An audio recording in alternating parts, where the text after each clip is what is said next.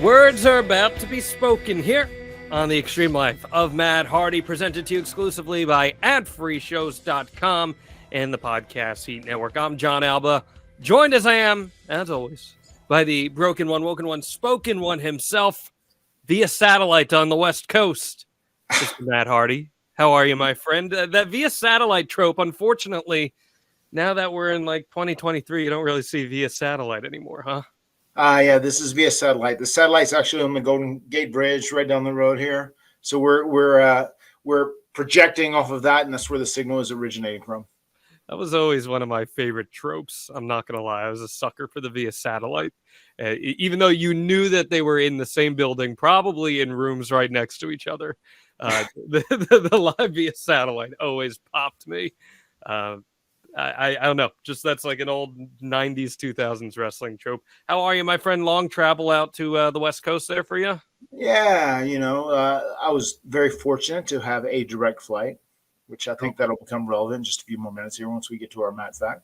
I was very fortunate to have a direct flight, 6 hours and change from Raleigh to San Francisco. And then, the San Francisco airport is a monster anyway, just getting in and trying to get to the rental car stuff and getting your car and getting in the hotel. It's a big process. So got in late, and of course we're on West Coast time, getting calls early in the morning from the family. And then I'm programmed to wake up at 8 o'clock in the morning, 8:30 every morning as it is anyway. So, at 6 a.m. I was like, up and awake just like this, but it's all good, man. It's a big night. We got a big match at Dynamite tonight. Matt Hardy versus Hook. It's got some stipulations on it too now. If Hook happens to win this match, he's going to get a match with Stokely Hathaway, who's one of my favorite people in the world, and he's going to have a match with Stokely Hathaway that would be no DQ, and we're banned from ringside. And that would be wild, but there's no way I'm going to allow that to happen. I can say that right here. Yeah, I mean, by the time people listen to this, they'll know the outcome of that. But I just thought that was very odd of All Ego Ethan Page to just be so quick on his feet to accept all these stipulations on your behalf. But I guess that shows his confidence in you. Yeah, it does. I mean, and once again, we're just on the same page, and we're just, it's all groovy, baby. We're on the same page, and we're having a good time, and it's going to work out tonight on Dynamite. You'll have seen the match by the time this airs, obviously, but Matt Hardy is going to do what Matt Hardy does. He makes things work. Now, hypothetically speaking, strictly hypothetically speaking, yes, if you were to lose to Hook, because Hook has not lost to anybody yet. And right. If you were to lose to Hook, I mean, have you taken liability insurance on Stokely or anything like that? There's got to be some sort of protection clause here. No. Why would I do that? I'm very confident in my own abilities. Stokely, once again, man, is the iconic Booker T said. Regardless of what happens, I mean, he's not going to have a match, but it couldn't happen to a better guy. Yeah, I'm more worried that Hook's going to make him look like a flying Melinda at the end of that. You're right. Should that come to pass? Let me ask you about Hook, actually. Hook, he's really captured a lot of fans' attention. He's got a great presence about him, got a good look. Obviously, Taz's son. Is that one of those circumstances where you've described on the podcast before, you still see the Usos as little kids when you visualize them? Do you see Hook as a little kid? I don't know if he was ever around during Taz's WWE days with you. Yeah, I don't remember meeting Hook. I don't know if he came around a lot or if Taz brought him around, but I don't have a very fond memory of him. But I mean, God, he is a kid. He still is such a kid in so many ways. But it is weird. There's times where I think about the Usos and they're small.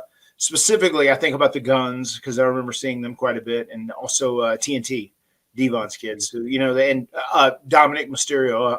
I just saw a picture that someone had posted. And I think it was from Dominic's account as well. A picture of him with myself and Jeff, when he was a young kid or whatever. I think that's going to go up on my Fan Friday this week. Mm-hmm. I happen to grab that and snatch that down. And that was cool because I remember him sitting ringside at Anaheim when me and his dad went in the ring and rocked the house for the Cruiserweight title, in Anaheim, California. And it was the first time the Cruiserweight title was featured in a main event of one of the major shows. So that was a real cool deal. And Rey Mysterio, one of my favorite opponents of all time. I wouldn't want to do it with anybody else. But my vision of Dom and his sister is there on that evening, sitting there with Ray's wife, cheering on their dad, as I wrestled him as Matt Hardy V1. What do you think of Hook's potential?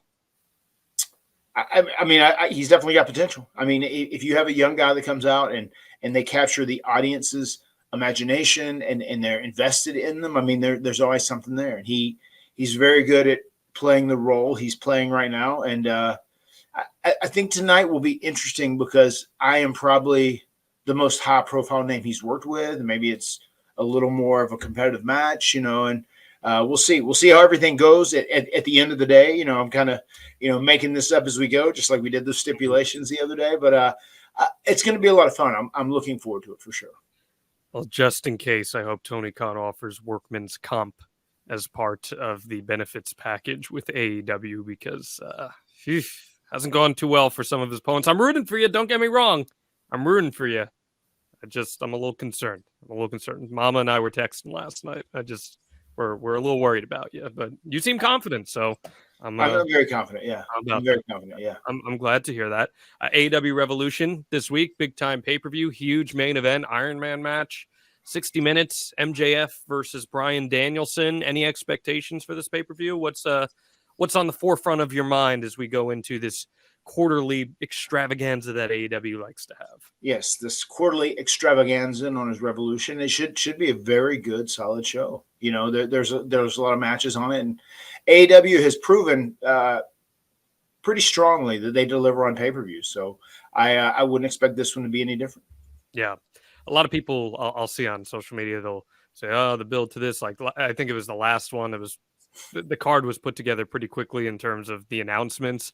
This one, a lot of the matches were announced ahead of time, but I always give AEW the benefit of the doubt with pay-per-views because every pay-per-view is always going to deliver.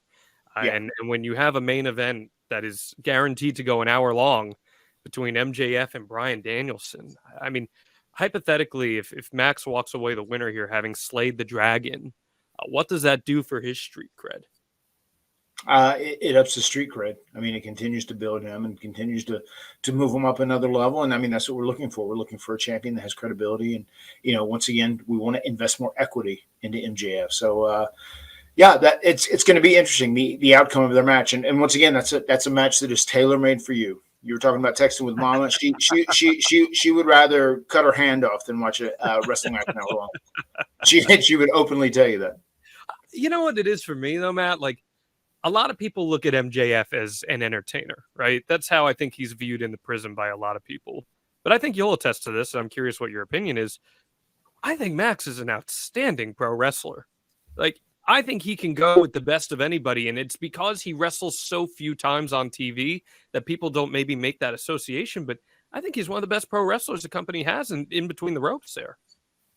Yeah, I mean, he is, and he's very smart. He kind of keeps that on the DL as much as he possibly can. He doesn't want to, he'll brag in his character, obviously, but he really doesn't want people to focus on how good of a wrestler he is. He wants them to focus on how big of a piece of shit he is, which is smart. He's a heel who goes out there and tries to be a heel and tries to get booed and does the right thing, and people respect him and they like him for that, especially people that are more in the know, fans that are more in the know, that understand how things go. They have a great respect for him. And that's why there was that big issue. He could have been a babyface, he could have been a heel, whatever it may be. He could have gone a couple different directions there. And it was kind of a tough decision to make at the end of the day, I think, but I think at the end of the day, he's the best as a heel. He's the best as a bad guy because he is not afraid to, accept his ability to be an asshole. He's relinquished his fear of being an asshole, and he'll go out and he'll talk shit and he'll jump on people and he'll say things that are controversial that'll get people started up and talking. He's good at that, and that's very important because we've lost so many true heels in this day and age. Too many people are worried about looking cool. They're worried about what the internet or what social media or Reddit, whatever. I don't even know what this Reddit is. What they're going to say about them. It's just people get too caught up on that. Like, if you're a heel at the end of the day, people don't need to think you're cool. They don't need to think you're good. They need to see they need to see someone that they want their hero to go out and whip their ass. That's what they need to see from a heel. Yeah. 100%, man. I think you got that dynamic down perfectly there. That all going down on the West Coast, as you said. AW at the Cow Palace tonight. Iconic pro wrestling venue is the Cow Palace. That's where Eddie beat Brock for the title, of course, and that's one of my favorite memories out there. Any West Coast wrestling memories for you from the San Francisco area? Yeah, I remember the first time I was very excited to wrestle in the Cow Palace because I heard about all these great stories. I'd heard a lot of Pat Patterson stories being out here in this territory, that he'd shared about being in the Cow Palace and all these iconic matches and great memories. Then I remember going to the Cow Palace and I was like, this place isn't like this top line venue that you would expect. It's a little different when it comes to that. It's a very old venue, and that shines through when you're there. Part of the charm, if you will. Part of the charm, if you will. The Cow Palace.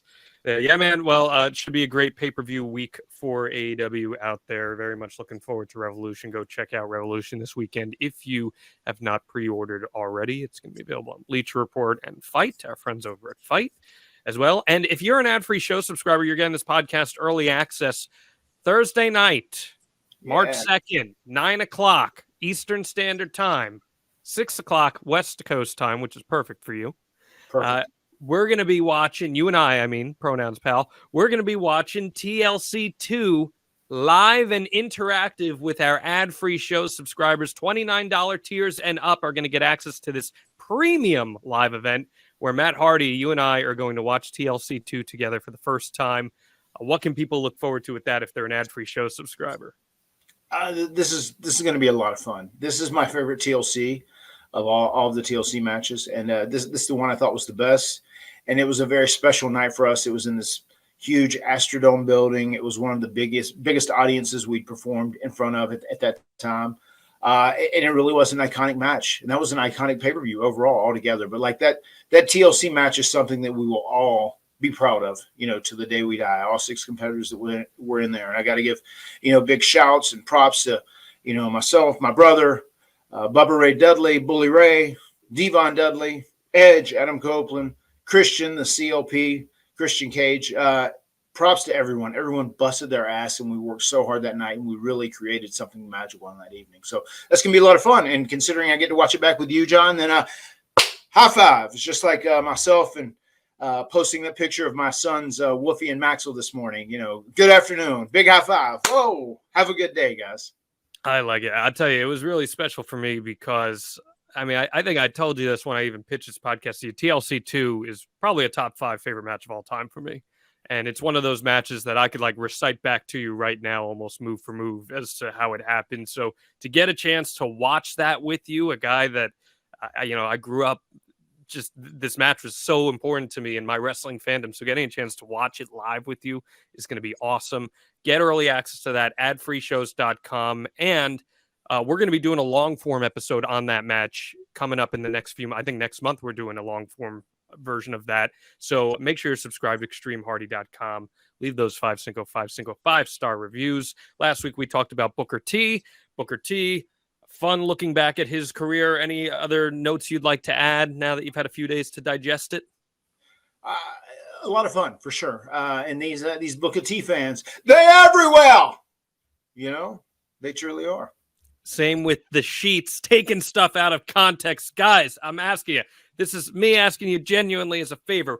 Matt and I so appreciate, genuinely, your support of this podcast by aggregating articles and covering the highlights of it. We love it. Matt's very friendly with the sheets, and we appreciate the coverage.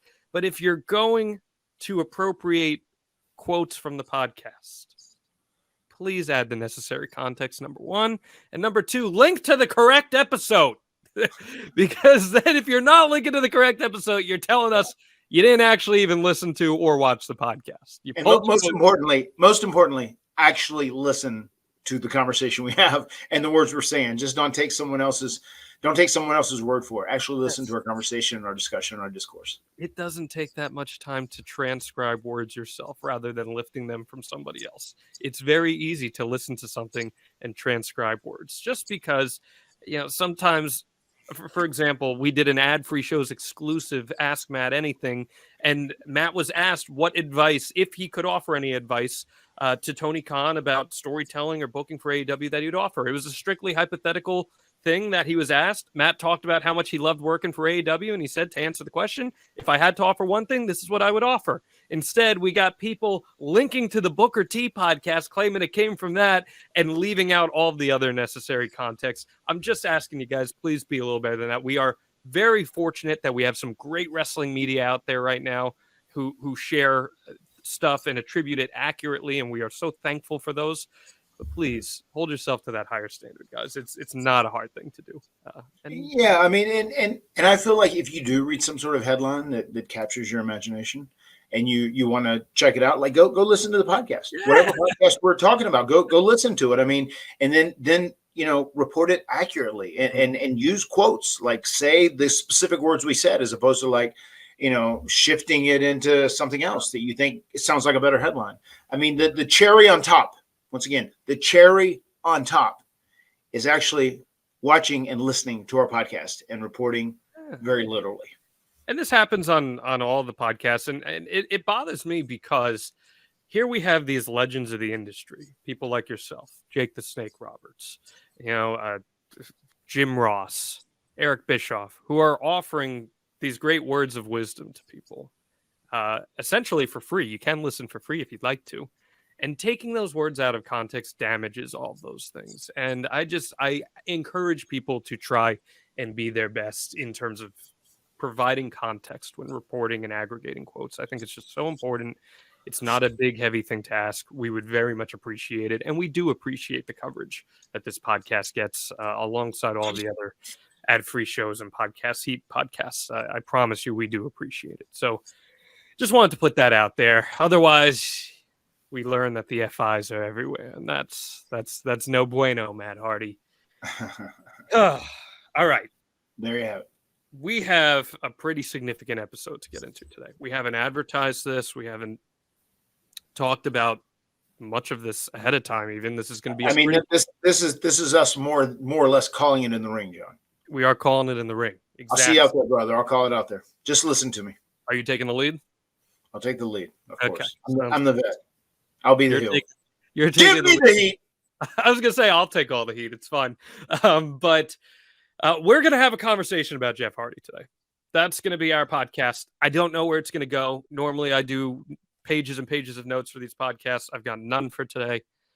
There were some relevant events that happened in the past week that we'll hit on for the first time ever in full on this podcast. The last time we really addressed anything that happened with Jeff was our mental health and addiction episode that I highly encourage you all to go back and listen to in the archives, extremehardy.com. We're going to talk about that all. I want to say this up front before we even tee up your Matt fact or any of that. This is not an episode being done to make excuses for anybody. That is not the purpose of this. It is not to mediate somebody. We're just going to have a very honest conversation, and I'm going to ask some critical questions of Matt. Matt's going to provide context about their childhood growing up in Cameron, North Carolina, and I don't really know what we're going to get out of it, but I think it's going to be a productive conversation and hopefully allow for everyone, including myself, to have some more understanding on someone who is this polarizing, charismatic enigma. And what are you hoping people take away from this episode, Matt? I just hope they listen. I'm just gonna whatever you ask me, I'm going to answer honestly, and be as transparent as possible. And I'm very proud of my brother. He's been through a lot. He's been through a lot over the course of the last 20 years. So we're just gonna kind of touch on that and talk about how I feel like he got to this point and the point I think he can eventually get to now, and I have such high hopes for him going forward. I choose to take the path of positivity, and it's something that you've been very influential on me for, trying to be a little more positive about certain things in life. So I'm excited for this conversation. But let's start the podcast on a positive note, as we do every single week. Matt Hardy, please hit us with your Matt fact. Matt fact: Matt now dreads connecting flights. Just now you dread connecting flights? It took this long for you to dread them? No, I have been for a while. This is post-pandemic. Back in the day, not so much, but especially pandemic and post-pandemic. That's why I said that I had a direct flight from Raleigh to San Fran, RDU to San Fran was a big deal, very important. Just man, just people they're so short staffed. Things are so different. There's still such a lack of workforce today. A connecting flight, probably 50 to 60% of a very honest number, 50 to 60% of the time is going to be delayed, canceled, or some sort of issue. It's going to be problematic in some way. So it's like, it's a 50-50 chance that you make it, or you are going to be late, or you don't make it. And I've had a lot of those experiences over the last year or so. And one thing I don't do, and this is just me, I know there's been times where I've talked to you and I've had like a flight canceled, or it's been delayed and they have to get another air flight, whatever. Just like get online and bitch about it. Like, what is that doing for anybody? Like, I don't want to put more negativity in the world. Yeah. Like it's life, like reality. Like, fuck, be a man and deal with it. That's how that goes to me. I mean, life's not perfect. I'm very lucky to get to do this deal that I do, where I get to fly over and I still, live my dream that I've had for, 31 years or whatever. So like, dude, things happen, shit happens in life, and you just have to like suck it up and deal with it like a man. When I tweet about my travel woes, it's very much in a self-deprecating way, because I have to laugh at it at this point. Like I genuinely find entertainment in it, and it's not meant to come off mean-spirited. I was bargaining with the United on Twitter, bargaining for miles at one point just to try to see. I said 100,000 miles, take it or leave it. We'll see if they'd give it to me. Unfortunately, they did not give it to me. You might have you get something out of it when you have to sacrifice all that time and effort. It's nice if you get a little something out of it. Yes, absolutely. I feel you, brother. I hate connecting flights too, and you coming from Raleigh, I'm sure there's not a ton of connecting to West Coast, so I'm glad you got one. That's great. Direct. You mean direct, I guess. Or I'm sorry, direct. Yes. Yeah. Yes. I'm sure there are plenty of connecting going to the West Coast. Oh, yeah, there's plenty. More than enough. You get 3-4 connections if you'd like to. You've done so much West Coast traveling lately too. That's crazy. So I'm glad you were able to get a straight flight there. That's good. Hope it's a great week out there. Let's get into the conversation at hand. So I guess we'll start with the current events, with what happened last week, where we learned the outcome of your brother Jeff Hardy's court case. And essentially, this is to summarize it in layman's terms for everybody. He was given time served for what would have been jail time. He was sentenced to a lot of community service, paid a hefty fine. He's lost his driver's license for 10 years, and there's probation involved. This is on the heels of the arrest last year, where he was taken in for another DUI. Thankfully, nobody was injured, including himself. Nobody was injured. And it was a lengthy court case process. But we haven't really heard anything publicly about what your brother was up to during that time in between. Again, this court case closing mentioned that there was time served. So what kind of context as it relates to the incident itself would you like to provide people publicly here, if you can say? Because last time we talked about it, because of the nature of the legal system, we couldn't really go into any details. Yeah, I think it was 38 days. Is that right? Right. 38 days of jail, whatever. I mean, the first thing Jeff did whenever he got the opportunity, he traveled to Florida and he stayed 90 days and did like an extensive rehabilitation stint. Really, really intense work on himself. And then even after that ended, those 90 days, he was doing outpatient where he was going every week. So, I mean, he probably did 170 days, I would say, altogether when it was said and done of treatment on himself, like being there and trying to rehabilitate himself and like get to the bottom of this. Why do you have issues? What causes these? How can we correct this? How can we change this? And I mean, it's just one of those things. My brother, obviously, people who know him for many years, he has had so many addiction problems through the years, but he's never like been this specific and never in detail tried to work through it so much. Never tried to work through it so much in detail. Like really committed himself to this. There was a point where he was with WWE, and when he first got arrested for these issues, and he did go to rehab. It was for like 30 days or something. And he did that, and it was a stint, and that helped him out a lot. But it was also at a very bad time in his life because our dad was like sick and literally like on his deathbed, so it was, I think it was hard for Jeff to really focus like he should have then. And to me now, the biggest difference is he has had closure in our dad's death, and that is done. And we were there when he passed away, when he took his last breath, which we're so happy we were. But now he just had time to just focus and worry about Jeff Hardy. And what do I need to do to make Jeff Hardy better? What do I need to do to correct this, to be better for my family, to be better for my daughters? And he spent all his time and energy on that. And that's where I can see the biggest difference in my brother. I want to just during the course of this conversation, there's going to be a lot of me kind of pushing back in a sense of just to provide some outside perspective here. You know, there are going to be a lot of people who will hear something like that and be encouraged by that, but also say, well, Matt, you know, this is something that we've seen time and time again. You know, this is not the first rodeo with someone like Jeff. So why should we believe that this time is different? Of course they will. And that's absolutely understandable. And I don't blame them. I probably would too, if I was a skeptic on the outside looking in. But, you know, fortunately I'm on the in, you know, and I've seen him. And the reason I say I feel like it will be different this time is because he just went into it with like a different mentality. And he's never been this scared before. You know, he was, you know, there was a lot of talk where they wanted him to go to prison for months, you know, and do this, you know, and they ended up working into this deal where it was the 38 days is, you know, what he ended up being sentenced with. And I think one of the biggest things you're going to see about Jeff Hardy going forward is how he wants to share this story and try and help other people now. And I just, that's something he's been very adamant in already. I mean, he has been so motivated. For instance, I shared this with you, John. I hadn't shared it publicly. There was one of our friends that we've known that I went to high school with that wrestled with us back in the day. And he was having all these problems with alcoholism and drinking. And he'd been drinking so bad for the last 3-4 years. I mean, they thought he was at the point where he might need a liver transplant.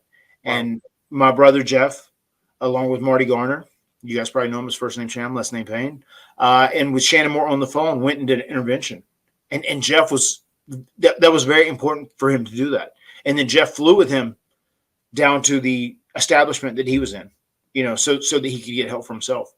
And it turned out once he got there, his liver started repairing itself. I mean, and this was only a month ago, 6 weeks ago, maybe, that Jeff did this, you know, so he's taken a lot of pride in like trying to turn his life around and be a different person. And, you know, you look through the past, and once again, myself and Jeff, we were two kids who, our mother was the emotional one. Our dad was just the provider, you know, which probably makes me a lot more emotional towards my kids because I didn't get that from my dad. I didn't get the I love yous, and I didn't get the kisses and the hugs over and over. He just, our dad just would wake up at sunrise, work all day till sundown.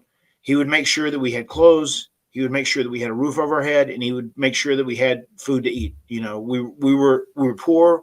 We didn't have a lot, but he would make sure to have those things. He was a provider, but he was not the I love you type of guy. Mm-hmm. He was not an emotional type of guy. Our mom was. And for that, we were obviously very bonded to our mother because kids need that. Kids need that love, and they need that affection. And they need to feel like they're, you know, they're not only are they loved, but they're wanted and they're needed. It's something very important to really surround your kids with all this love, all this positivity. I feel.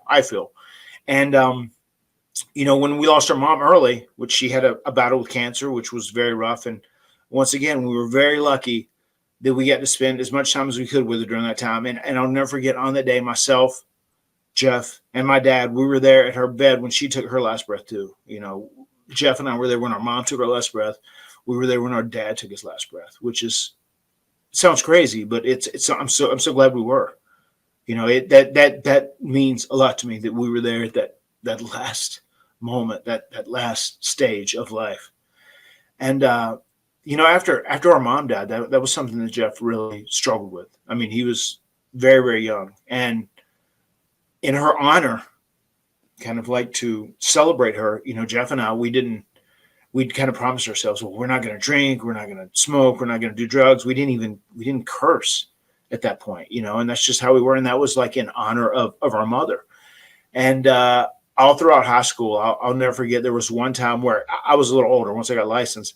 I actually stopped by this party and I was like, all my friends that were like drinking these beers and they were smoking cigarettes. And I was like, whoa, I was like blown away by it, you know, and that was something that we never partook in. We didn't do any of that. And I still have this theory. One of the reasons we have lasted as long as we have done in this wrestling business, even we've both put our bodies through a lot. And then even people know our history, you know, like with different substances and whatnot. I feel like because we were 20, 24, 22 before we ever did anything, I feel like all of our organs were fully developed and they were never tarnished at all, which I feel like is a miracle for us and had a very positive effect on us in the long term in general, you know, as far as staying healthy for the long run, for the long haul.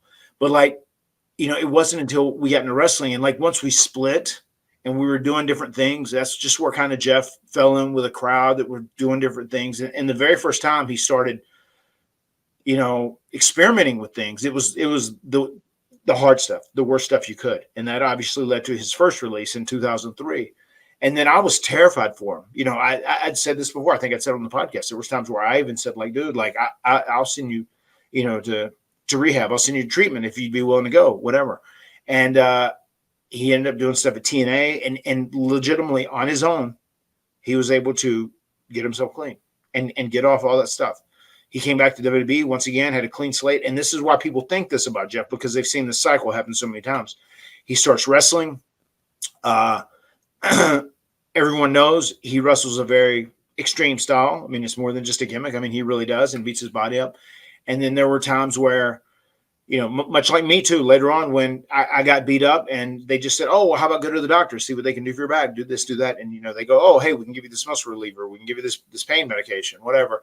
You know, that's kind of what happened with Jeff there in the beginning. And then that became like an abusive thing, especially with, you know, all the pressure from work on top of the physical pain and the restless leg syndrome he was having at that time, whatever. You know, he didn't want to stop doing swanton bombs and whisper in the winds. I mean, he takes a lot of pride in that. He feels like he owes that to the audience. He especially did at that time, you know, and that's when he went through that period, which ultimately ended up getting him in trouble. And he goes to TNA. There's the Victory Road incident with Sting. And that was like the final point when he came to pills. He would never touch a pill again. And he hasn't. He never did.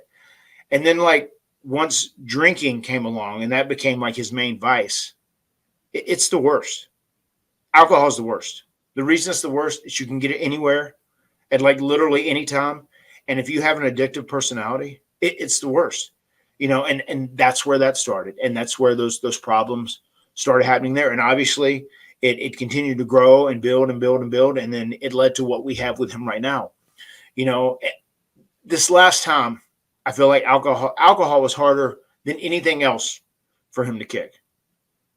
You know, and there was times when he first came to AEW, I mean, he'd go like weeks without doing anything. But like once he would get a little started, it would quickly turn to an avalanche. You know, and that's just kind of how he is. That's kind of how his personality is. And I think he understands that now more. And just the fact that he had so much on the line and like, legitimately, this could have cost him a large chunk of his life. You know, he was trying to do the work and treatment. He had legal people that were trying to help him out as much as he possibly could. And, you know, at the end of the day, he's like not someone who's done violent, bad things that were like, you know, come from a terrible place. You know, he's someone who had an addiction problem. And I hate it. And there's no way to justify someone being intoxicated and getting behind a wheel and driving now. It can't be justified in this day and age. It should never happen. But like the help that he went and got during this time, I have just seen such a different version of him. And it's not one that's like trying to play the game. He's just happy he got out. And he's just changed in so many ways. And I don't want you to take my word for it here. I just want you to follow him going forward. And we'll see what happens. I mean, could I be wrong? Of course I could.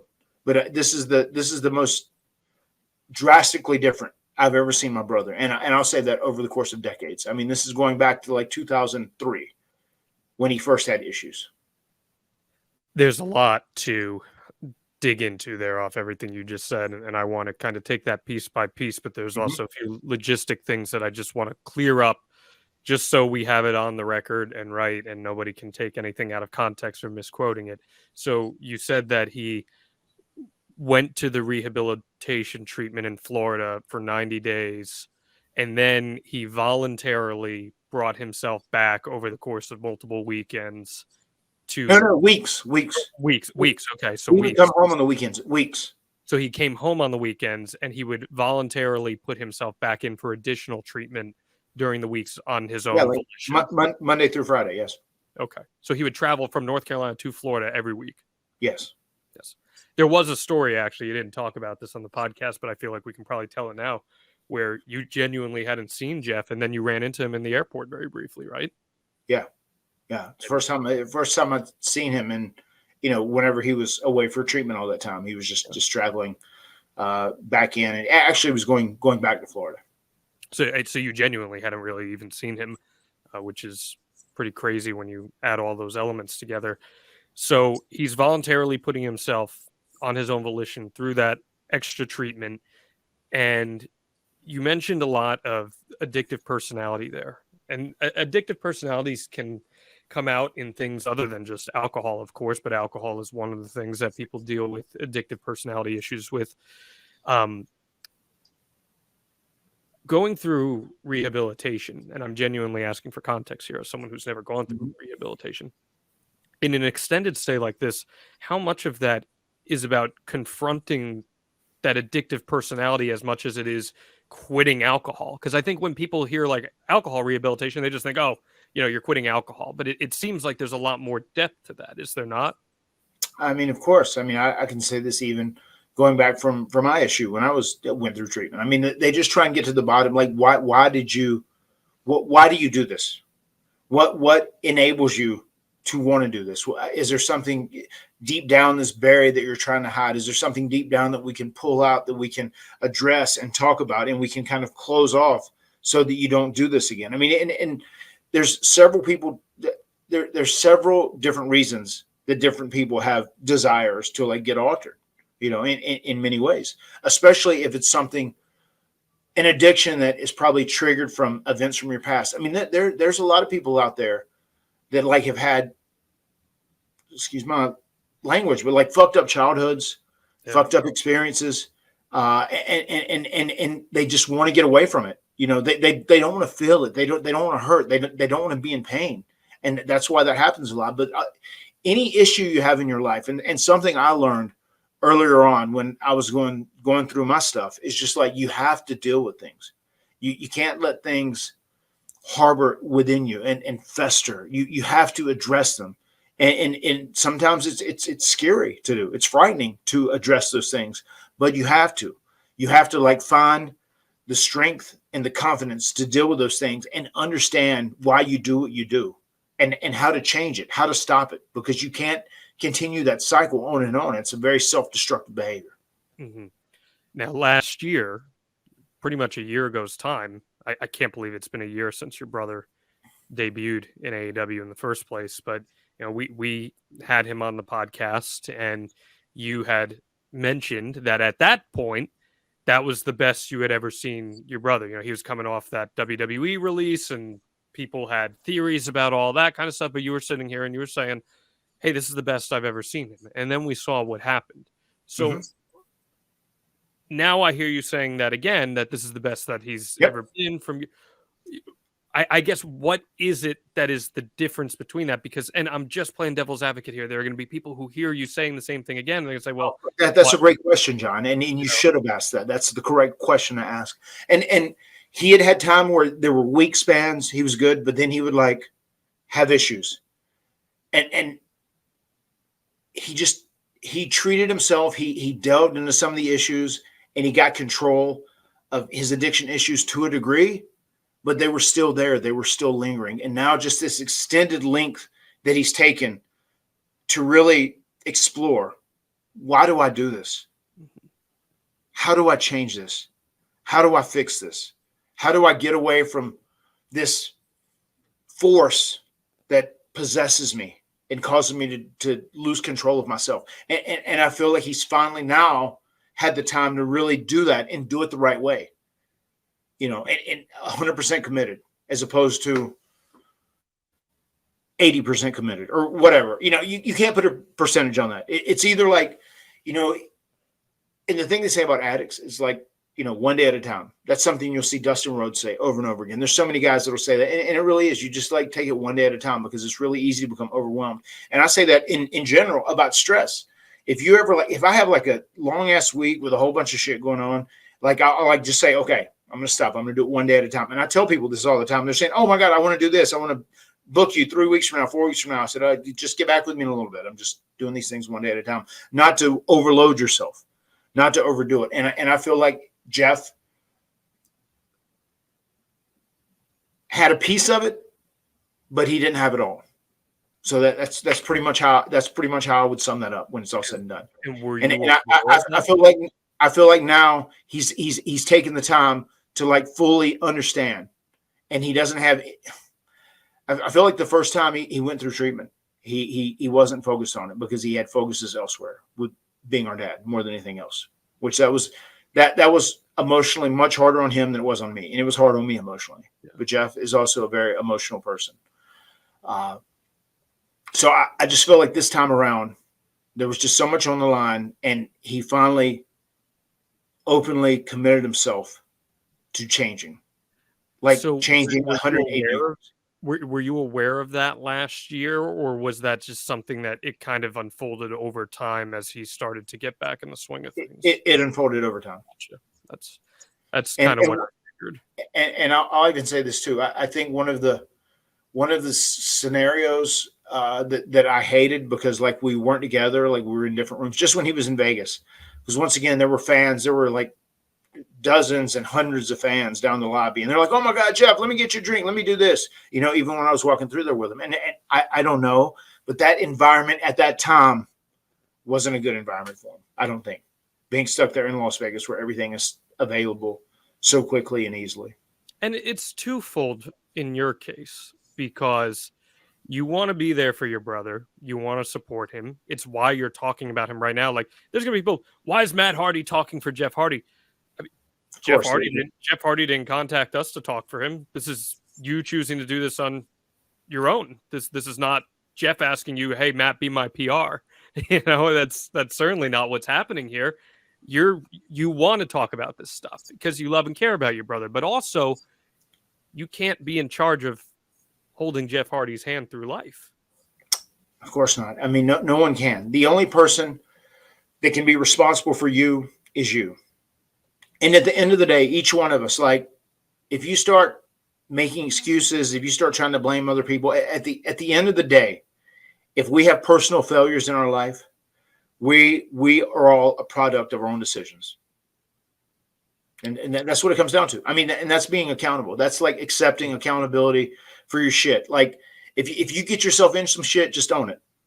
Own it. And one of the realities of the situation, Matt, is there have been other people in life who have been, brought in and tried on similar accusations and charges, and they were sentenced to 5 years in jail. Jeff is very fortunate in what ended up playing out. And I kind of said this on my social media. This is my personal social media, that I felt like this is an opportunity for him to now prove to the world that he recognizes that this is a very unique opportunity he has to spread positivity and to learn from his messages and the things that he's gone through. I mean, how do you anticipate that he'll try to go about that?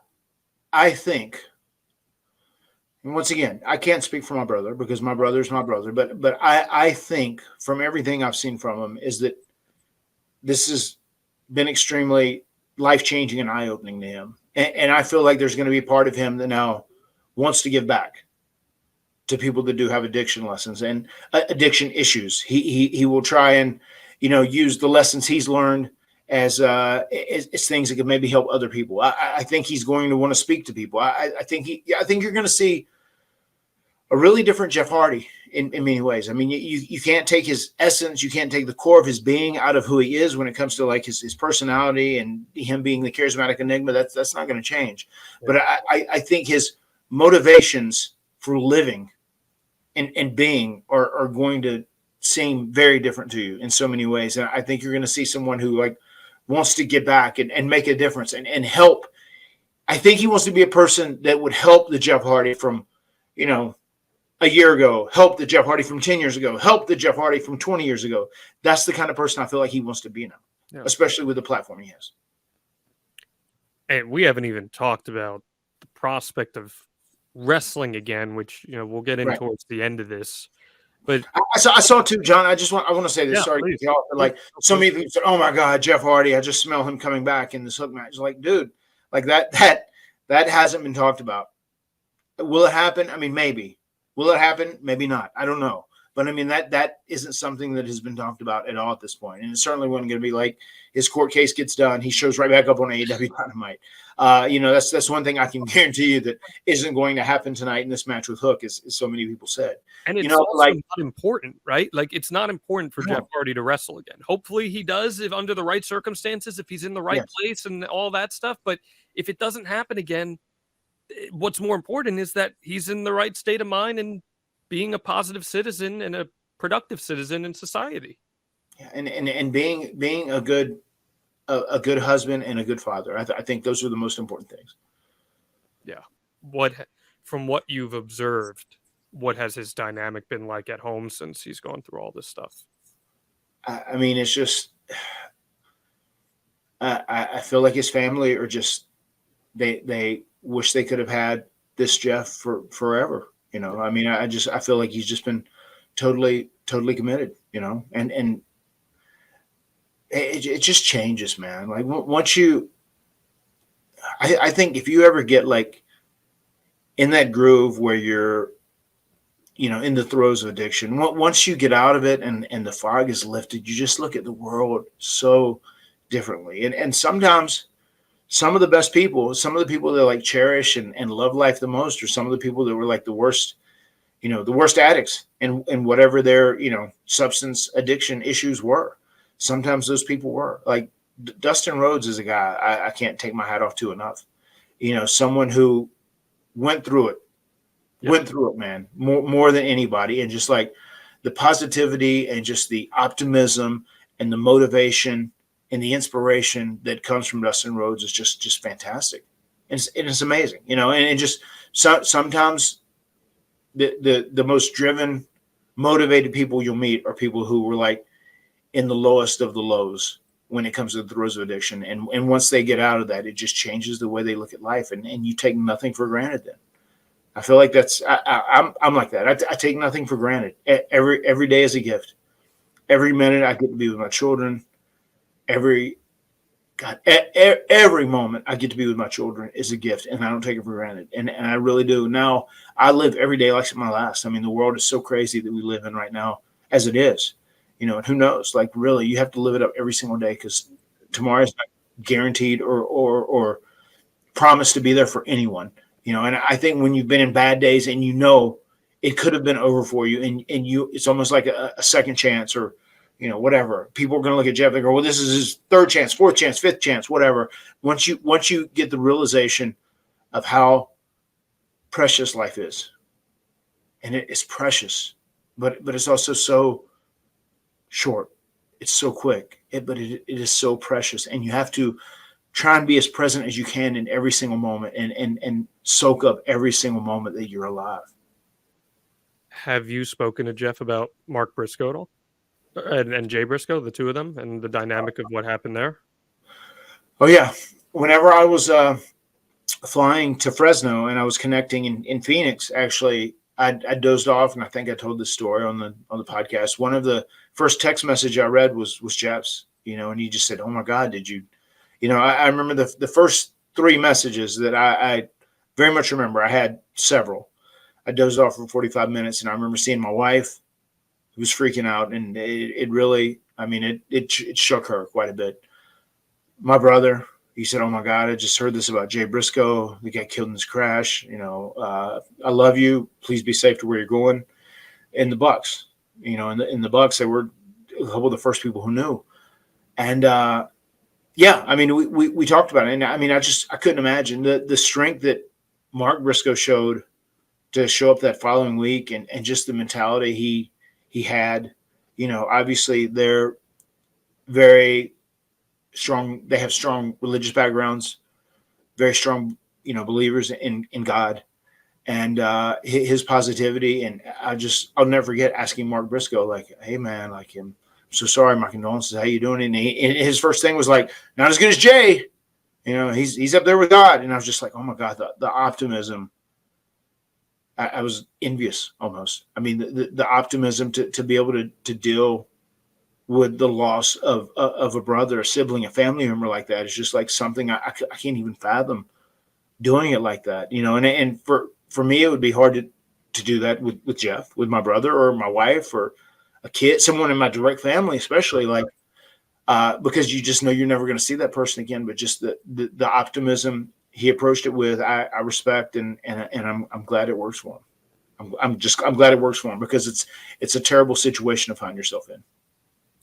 Well, and you're taking that positive outlook. Like when the news dropped, you tweeted, "Incredibly proud of my brother. For the last 9 months, he's worked extraordinarily hard on himself. He's in the best space I've seen him in for decades. I'll always support him, believe in him, and love him. I'm excited for your new lease on life and where it takes you." Do you think, in your observations, again, this is just strictly Matt Hardy's opinion, do you think he sees this as a new lease on life, that he is lucky to be afforded this opportunity? Because as I just referenced, A, there are people who have been incarcerated for things like this, and B, I mean, he got behind the wheel of a vehicle. He could have been very injured in something like that, or even worse potentially. So does he view this as a new lease? Absolutely. Yeah. This is this is a new chapter in his life. And he absolutely views it like that. He absolutely views it as he's been given a reprieve. He's been given another opportunity to live again. And I really feel like the space he's in, he's going to make the most of it. Again, guys, Jeff is not the type where he's going to go out and leave a whole 45-minute video talking about things. That's not Jeff's personality. That's not what I've gotten to know Jeff's personality as. You obviously know not at all. Significantly better than I do.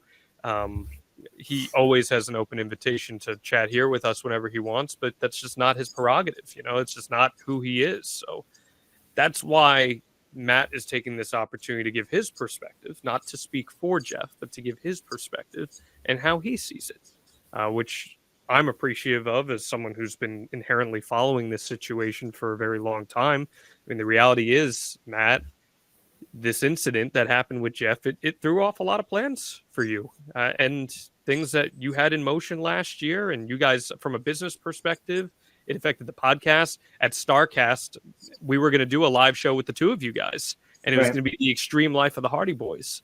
And we were going to do a whole dual live show about WrestleMania 33. But things changed. How did the nature of the incident affect what you had planned, and how did you go about coping with that and seeing those exciting prospects kind of fall off the table for you? I mean, it's frustrating, obviously, but at the end of the day, it's not of the utmost importance. What was the most important thing is that, we get my brother healthy. We figure out how to deal with his problems. That was the most important. Yeah, it was obviously frustrating, from a business aspect for me. So once again, I'll look at this like trying to be optimistic. If things go on, we win the tag titles, we have stuff all throughout the summer, into the fall, whatever. And then just when that doesn't happen, I'm just kind of like in limbo and stuck there. So that's where I just try to figure out, like, what can I do? Like, to insert myself into some sort of story here on my own. I started, pitching for the reunion of me and Private Party, because, like, once again, I feel like when we first started together, when I was their mentor, even when we first turned heel, I feel like it was building a lot of momentum until we started building the HFO. And then all these guys came in, which, I would have preferred earlier on, probably just to keep it with me and Private Party, because I thought we had a lot of momentum together and people like us together. But I was like, well, maybe there's this babyface run, and I can redeem myself. So I started doing that story. And it's funny, shortly when all this happened, I started posting a thread on my on my Twitter page of just like everything I've done career-wise till then, all the way through. Now, it's pretty amazing when you go back and look at it, and I'm just saying, I'm upset and I'm taking responsibility for all the bad things I did to the, members of the HFO, the Hardy Family Office. And, I'm ultimately, maybe I shouldn't have had my brother here wrestling in AEW. Maybe it's my fault, whatever. I need to pay my penance so that I can make things right. And, we eventually got to the point we reunited with Private Party. And then we ended up switching from Andrade into doing something with Ethan Page. And I'm personally very happy. And there's a lot of satisfaction, the story that we've gotten out of this. I mean, we didn't have anything on the table. And we threw out these creative ideas and we said, let us start doing this. And we started doing our stuff on the shows. And then we got it popular enough where people were behind our story and understood what we were doing. So they had to go back on TV, which is a big compliment and makes me very proud. Very proud of the work that myself, Ethan Page, and Isaiah have done on this storyline, from day one. Big shout out to Quinn, who's at home rehabbing. Hopefully we'll get him back soon too. And Stokely's been a part of this as well. But I'm very proud of where we came. But, once again, it just derailed everything that was planned for me for months, which is very frustrating, But once again, at the end of the day, that may be frustrating, but it's not what's most important. What's most important is my brother's health and his well-being and just making sure he gets the assistance he needs. And fortunately I think that's happened. And once again, I don't want people to take my word for it. I want people to just wait and see. And whenever Jeff reemerges wherever, or just follow Jeff Hardy going forward, and you make the decision yourself. Don't take my word for it. I'm just telling you what I feel in my gut now, especially just with the amount of work and just the openness, the openness and transparency he's had, because he's never been that type of guy. You were talking about this, like, why am I here talking about it? I mean, obviously I have a podcast, and I feel like most of our viewers, this is big news over the last week. They're going to want to know this. This is current, and this is something I'm proud of, Jeff. I mean, that tweet I made, it's not like some bullshit promotional tweet. Right. And who knows if he comes back to wrestling or not. I'm legitimately proud of him. So I'm going to get on here and we're going to have this episode and I'm going to talk about it, and I'll try and, give people a little more context and everything that's going on. Jeff doesn't like social media. He does stuff to post his art and whatnot. He thinks the world was better before social media. And there's a lot of times I'll agree with him on that too. I'm the guy that utilizes it. It's done so many good things for society and for people, especially people that are like indie wrestlers who can, get their name out or help, push their character or their story or be able to network themselves so someone up the food chain can see them. But social media has done a lot of negative things too. I mean, there's just so much negativity and bullying, and I feel like it kind of establishes a culture of people say, oh my God, it's very cathartic to get on here and moan and bitch and complain. Just there's bad aspects too. As I've said before, and I said it 10 years ago, I know. The best thing about social media, it gives everyone a voice. Worst thing about social media, it gives everyone a voice. And no, Jeff, you're not going to see him get out here and explain himself. That's not what he does. I could see him speaking to youth groups or schools or doing this. I could see him doing promotional speaking coming from this. I mean, and that's how Jeff would express himself, and that's how he would tell his story. He doesn't get on here and just talk to the empty screen, although I do have the very handsome John Alba on the other side there. To get in here and just talk to an empty screen where there may be people listening on the other side. That's not what he does. He does stuff in real time, in real life. Tangible ways of helping people. And look, I really hope he does. Your brother's very lucky in that he's being afforded this opportunity, because there are a lot of people, for whatever the circumstance, are not afforded that opportunity. And I know you to be an honest person, and I have the benefit of getting to know you at a much more intimate level than most of the wrestling audience does. And I know that you wouldn't say these things if you didn't genuinely believe them. Could you be wrong, and could a different path unfold? Of course it could. We're out of, we don't control the things that we don't control, right? We have no say in those things. Yeah. It's just, you hope for the best, and you as the older brother, you're doing your best to encourage him onto a path of positivity. And it sounds like the most encouraging part about this, and I was talking to some other people that I know who have struggled with some form of alcoholism or addiction in some sense is that the additional rehabilitation he did, where he put himself on his own merit and his own volition, that is a big step for a lot of people, from what I've gathered from talking to people that It have is. gone through similar paths, that doing it on your own is a significant indicator that you're serious about trying to create positive change. Mm-hmm. I agreed. I mean, it really is. I want to dig into something that you brought up about the childhood and losing your mother, suppressed trauma from the childhood. Mm-hmm. I've seen this affect family members of mine very tangibly, where back in the 70s and even for a lot of the 80s and before that, obviously, it was shake it off, rub some dirt on it, and get out there again. Not taking the proper time to address these traumatic life events that happen to people. And then later in life, having major ramifications, whether it is addiction or alcoholism or being unable to form interpersonal connections with other members of your family, whatever it may be. How much do you think, from your experience, did suppressed trauma shape the path that both of you have traveled? I think it has. Once again, I mean, I think it was a big deal, even from a relationship standpoint, for myself and Jeff. We didn't really understand women. Like we were there with our mother as a child, but we never lived with her like as teenagers. And were explained like women would like to be treated this way, and this is how you need to make someone feel. I mean, I think we were neglected of a lot of that. And as I said earlier, my dad was an emotional person, so we didn't get, we didn't get a lot of emotional growth from him. And and once again, that's not a slam on him. It's just the truth is the truth, and that's just who he was. He did the best that he could for us. I think with Jeff, there were just so many questions. I mean, there would be points in life where Jeff would just say, like, I think, my mom is my God. And I mean, he would have these,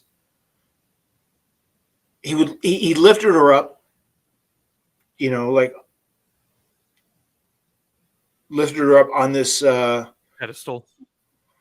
Yeah, I was going for even a bigger word, but lifted her up on this pedestal where she's a special being that's in his life that's still with him. And I still do believe that, but I still think a lot of that was just like the trauma of like not understanding why you lose a mom when you're so young.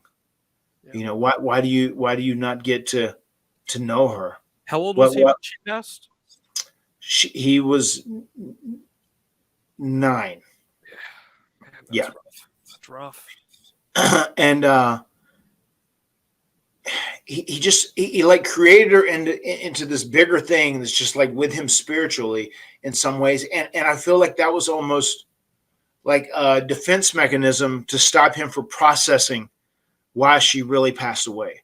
And that's something he carried with him for years. I mean, you're like into, his 20s and 30s.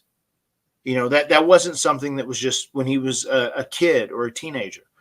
So I think that was, I think that had to be a huge issue, and then losing our dad was a big deal to him because, like, he says this all the time, like, his dad was his hero because his dad was there for him. And I'm sure it made him even more of his hero just because he was the guy that was like solely raising both him and I, and it's just it's such a tragic, hard process to swallow and understand and comprehend. And I think there's times where deep down in Jeff's subconscious, I feel like he didn't want to have to think about that. He didn't want to process why she was gone. And I think that is something deep down inside of him that would trigger his addiction issues in the beginning. I mean, and once again, I'm not a specialist. I'm just a dumb wrestler, but that's just how it seems to me. That was like a big deal. And it's just, it's really hard to process that stuff. And that's something I worked really hard on myself, is like learning how to process things when they happen and being able to understand things to the best of your ability. I just feel like the trauma of our mother dying, especially so tragically, and she was such a mess for the last few months of her life, was just something that was internally a major issue for Jeff that he never was able to properly work through. And I don't know. This is none of my business because I've never asked him if they delve super deep into that or what it is. And I'm sure those conversations will come down the road. But I mean that it's something I'm very curious of. It's something I'm positive that they discussed, knowing how treatment works. So I feel like there's just so much trauma he has from his childhood that like accentuated the addiction issues. Have you ever had those conversations with him? I have. I have. I How haven't. did those go? Excuse me, what'd you say? How did those go? I think he was open to it, but he was also kept it in like a closed, locked room with inside his soul, too. And I don't even just mean that from his perspective. I mean it from yours too, as well, because this is equally you addressing those things. Yeah, I mean, I do. I mean, I just when I think back about my mom, I just the only way I can look at it is that I'm grateful that I had the time that I had with her, and I wish she would have been there longer. And then I'm just like overwhelmingly happy that we had our dad for so long, that he was 89. And that's one thing I can't stress enough. If you have issues with your parents, you might fight, you might argue, you might not be on speaking terms again. Do what you can to try and make that right, because you only have one mom and one dad. And if you can try and make it work the best you can, it's so important, because when they're gone, you don't get any more. And that's something losing our mom really instilled in me. Make things work. Make those relationships work. If you can make them work, do everything you can to make them work. And I know that's a big part of the reason why you have so much admiration for your wife with what she does with the kids and raising them while you're out on the road. I know that's deeply personal to you. Yes. Addressing personal trauma is something that's very difficult, whether it can be from a parent or relationship or whatever it may be. It's a deeply intimate process that it requires you to give up the most vulnerable parts of yourself to do. And not everybody is capable of doing it in full. When you found yourself going through some of that stuff with your rehab, I don't know if you've gone through any forms of extended therapy or anything of that nature. How difficult was it for you to address and reach back into those places that maybe you've kind of locked away for a period of time? I think it's hard in the beginning, but if you're ever able to do it, I feel like you become confident, and it makes it easier going forward from that point.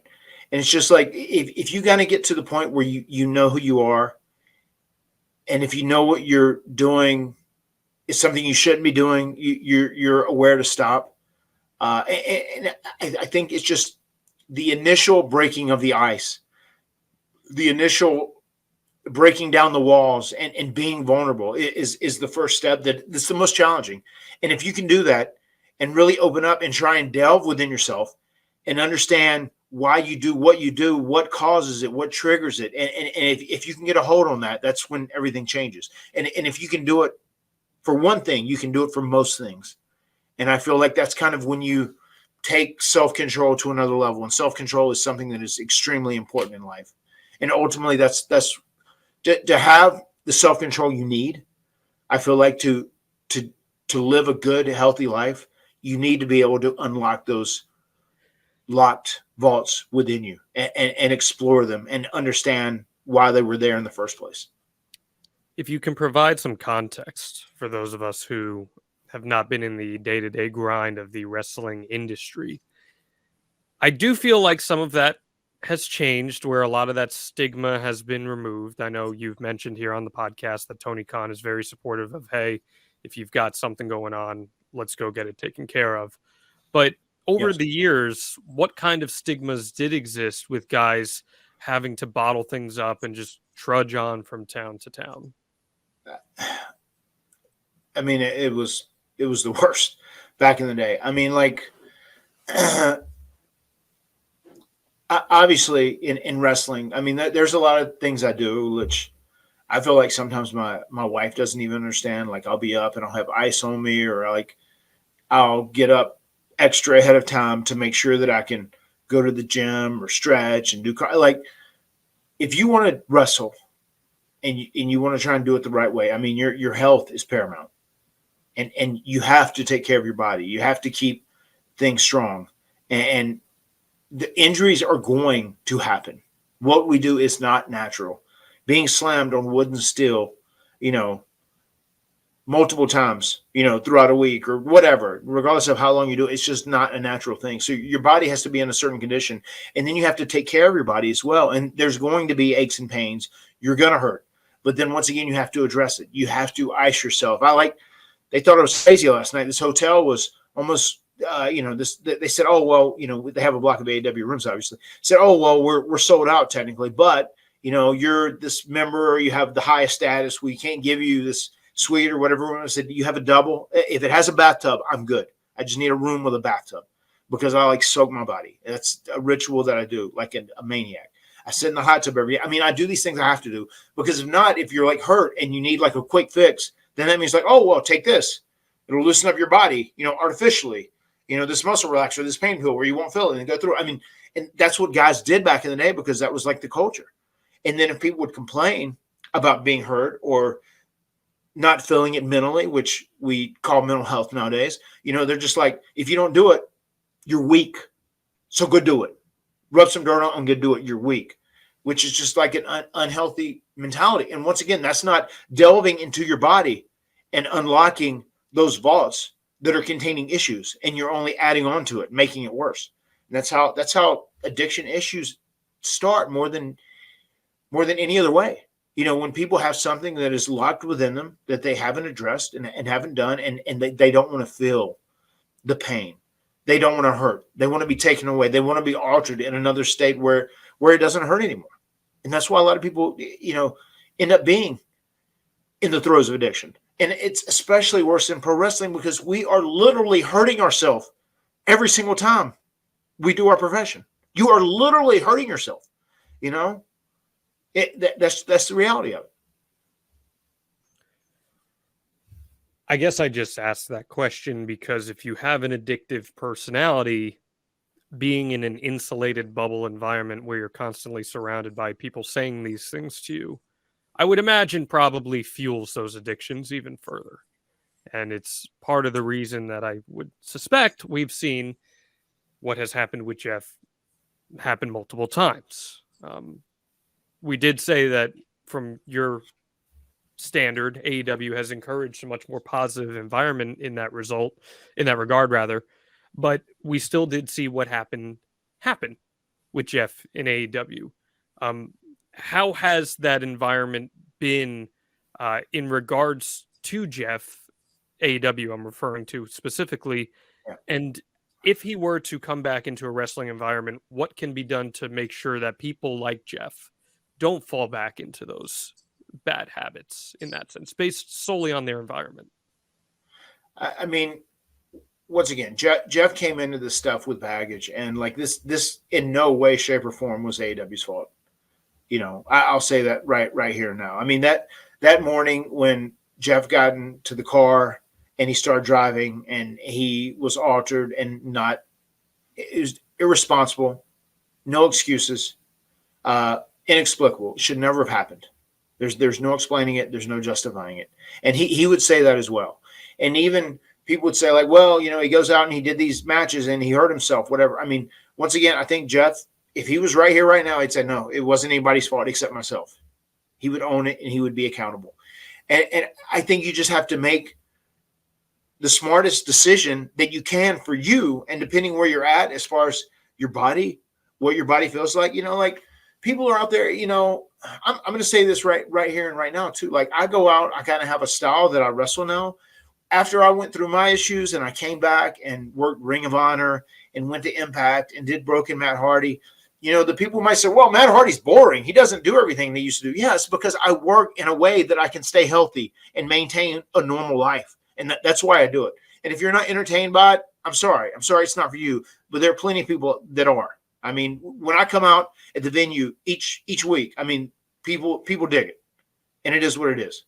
And that's once again me taking on the role of being smart, me taking on the role of being responsible and working in a certain way that I need to work so that I can continue to work and so that I'm not in pain, so that I don't have issues. And then when I come back, I'm still beat up as it is anyway. I'm going to put ice on, or I'm going to soak in my bath, or I'm going to do this. And you can best believe I'm going to be up, first thing in the morning to make sure I get in 30 minutes of cardio and get my stretching or whatever it may be. I'm going to be doing that.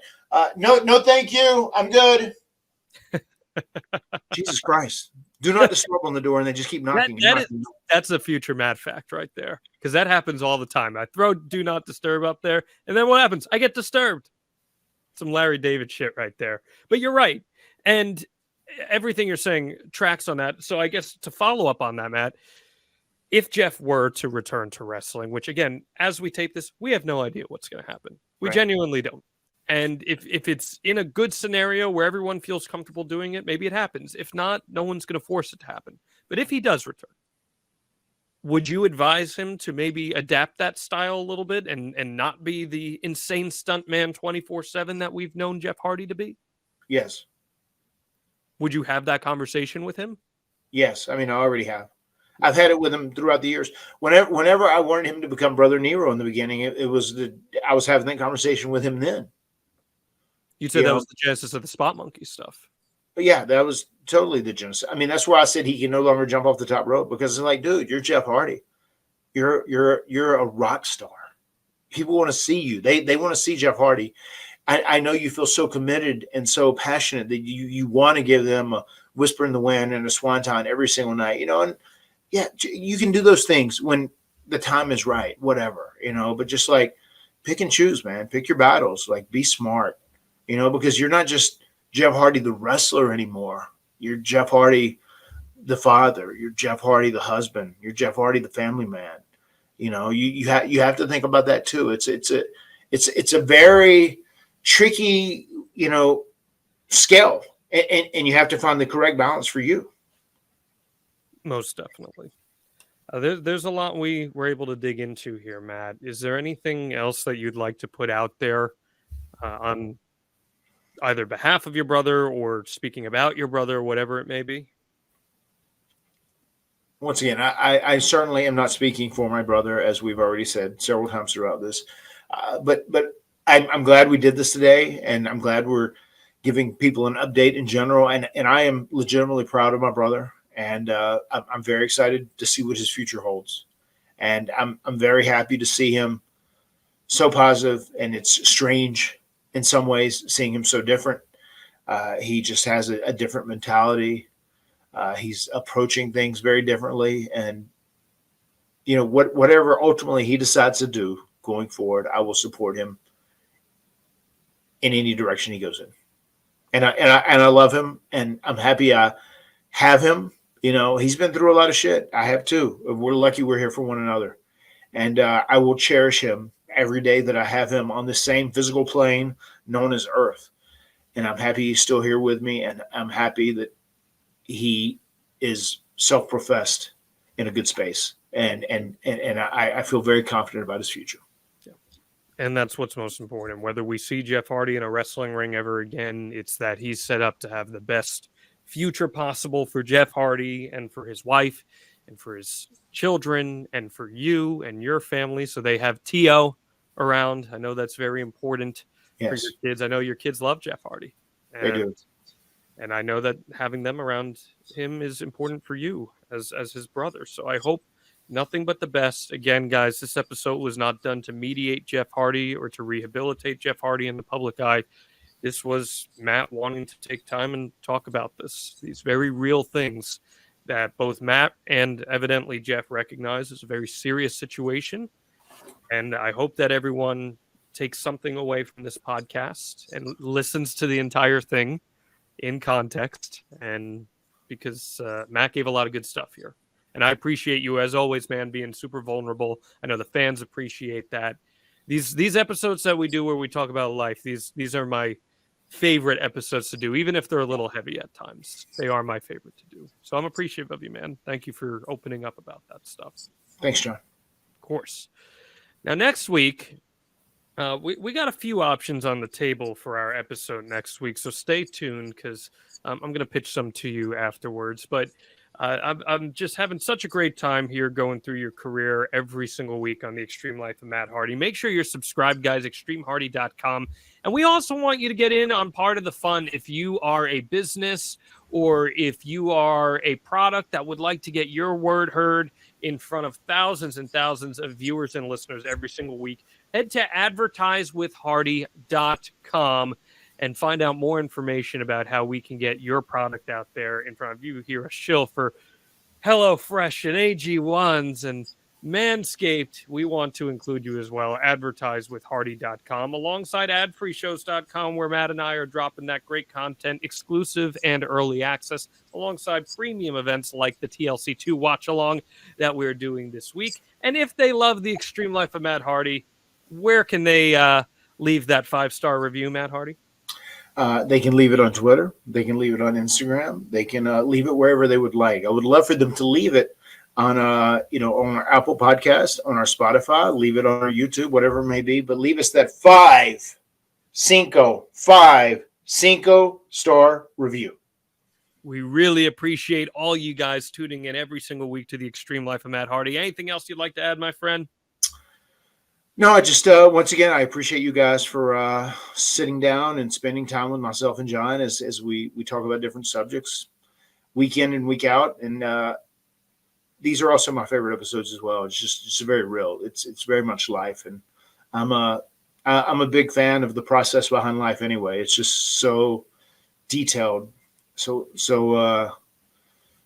amazingly vast, but also so simple in so many ways. I really enjoy discussing the ins and outs of life, and thank you guys for sitting around and hanging out with us and listening to me talk about my brother Jeff Hardy, Brother Nero. Brother Nero, best wishes to Jeff, sending him positive thoughts on his road to recovery here. The words have been spoken. We'll see you next time right here on the Extreme Life of Matt Hardy.